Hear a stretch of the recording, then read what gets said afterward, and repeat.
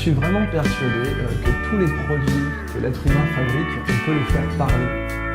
Vous savez, c'est un peu le côté Pixar, les personnages dans les dessins animés Pixar, par exemple dans Toy Story, ils ont une destinée, quoi. Un jouet, il est fait pour qu'on joue avec, et quand on joue pas avec, il n'est pas content.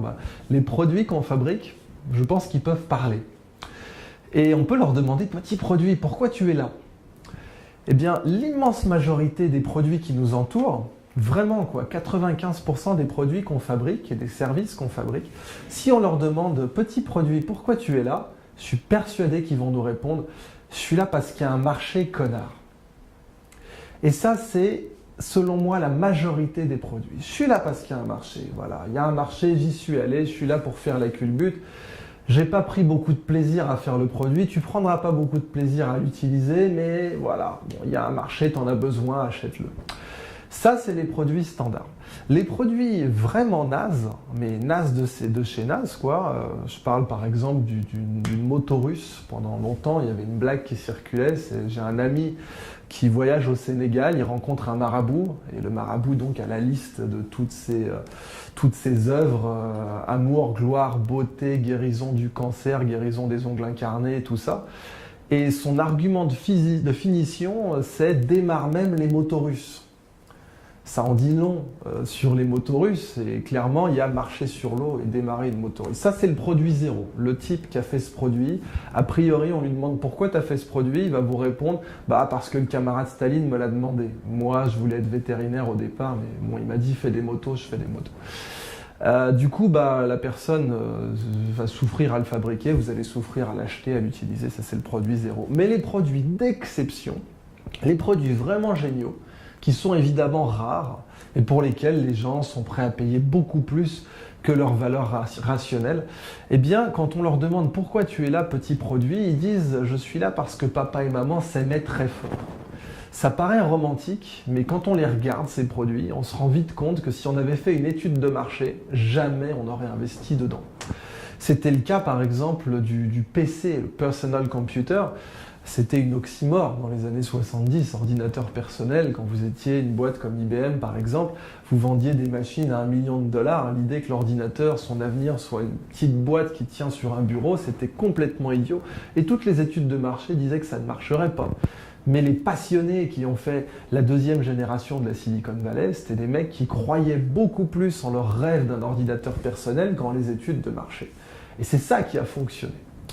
Eh bien, ma théorie, c'est que les entreprises qui cartonnent, qui réussissent vraiment bien, ce sont celles qui font ce qu'elles aiment faire et ce qu'elles savent faire. Et j'ai appelé ça « love can do ». Love can do, ça veut dire fais ce que tu aimes et fais ce que tu sais faire. Et les entreprises au-dessus de la mêlée, c'est les entreprises qui font à la fois ce qu'elles aiment et ce qu'elles savent faire. L'exemple qu'on cite souvent, c'est Apple, mais c'est loin d'être le seul. Mais Apple est intéressant pour le côté émotionnel parce que, par exemple, Gwyneth Paltrow et Chris Martin, donc la star hollywoodienne et la rockstar, ont eu une fille. Et cette fille, ils l'ont appelée Apple. Et qui va appeler sa fille Samsung ? Justement, l'idée, c'est que c'est irrationnel, c'est émotionnel. Parce que la marque, la société dégage une sorte d'aura que les gens qui ont conçu le produit ont pris du plaisir à le faire, etc. C'est loin d'être parfait, même dans le cas d'Apple, mais c'est une ligne directrice à suivre qui va bien au-delà des sociétés de la Silicon Valley, même si elle s'applique très bien à Tesla, par exemple, qui a beaucoup managé par l'amour, parce que les études de marché disaient toutes que la voiture électrique, c'était de loin le meilleur moyen de brûler de l'argent, de perdre de l'argent. Et il s'est avéré que ce n'était pas le cas, parce qu'ils sont allés jusqu'au bout, parce que les fondateurs de Tesla adoraient leur projet, en étaient follement amoureux. Eh bien, c'est valable aussi pour les frères Wright, qui sont cités par ce génie du management qui est Simon Sinek, qui a fait un très beau TED où il décrit que les grands leaders lead en parlant du why, en disant aux gens pourquoi ils travaillent plutôt que ce qu'ils font. Ça déjà, Saint-Exupéry en avait très bien parlé aussi, quand il disait si vous voulez construire un bateau, ne parlez pas de l'art de faire des planches, ne parlez pas de la construction navale, mais parlez de l'immensité des océans. Les frères Wright, c'était exactement ça. La raison pour laquelle ils ont réussi, c'est qu'ils adoraient, ils étaient raides dingues de leur projet, et que tous les autres qui bossaient sur l'avion, le premier avion, qui étaient bien plus diplômés qu'eux, qui étaient bien plus brillants qu'eux, qui étaient le gendre idéal pour la plupart, eh bien ces gens-là ont échoué parce que quand ils se levaient le matin, c'était pour la gloire, c'était pour le succès, c'était pour l'argent, c'était pas pour le rêve absolu de faire voler le premier avion. Et donc leur motivation était différente. Or ça, Steve Jobs l'a bien résumé, il a dit « si vous n'aimez pas ce que vous faites, au bout d'un moment, vous allez abandonner. Parce que si vous êtes là juste pour le chèque, au bout d'un moment, à force de prendre des tartes dans la tronche, et ce qui est normal quand on crée des entreprises, en particulier des startups, au bout d'un moment, vous allez dire « ma tolérance à la douleur a des limites » et vous allez arrêter.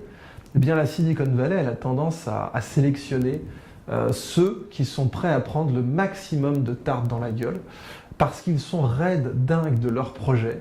C'est valable pour Airbnb, c'est valable pour Tesla, c'est valable pour plein d'autres boîtes, parce que ceux-là ne vont pas manager par raison, ne vont pas le faire rationnellement, ils vont pratiquer un management que j'appelle supra-rationnel, qui dépasse la raison. Et ce management, il est basé sur l'amour, parce que quand vous adorez ce que vous faites, vous persévérez, vous prenez la claque de plus que vos concurrents, et c'est ça qui vous fait gagner. Le garage de la Silicon Valley a cette particularité. Dans un garage, il n'y a pas de récompense, il n'y a pas de prix, il n'y a pas de notes, il n'y a pas de CV, il n'y a pas de statut social. Vous ne pouvez pas draguer une nana au bar en disant « Hey chérie, je bosse dans un garage ». Il n'y a rien d'autre que l'amour du métier.